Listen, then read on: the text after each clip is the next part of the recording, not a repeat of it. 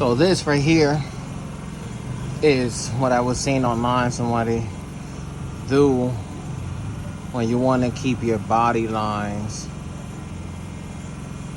straight and you need help, which I need help because I cannot eyeball this.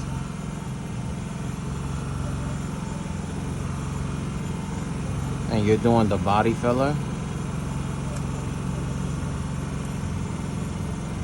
When you apply the body filler and then take off your masking tape,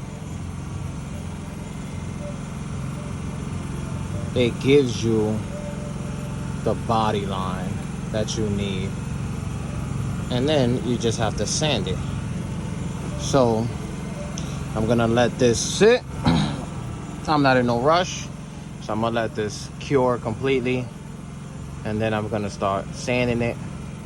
And I should have my body line here intact. So it's up here. This time I have to sand down to bare metal and weld this. But yeah. There you go, guys. This is after some 80 grit sanding.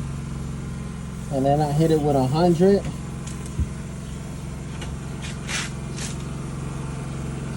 I'm gonna throw a little bit of primer paint on top just so I can see until my that powder comes in.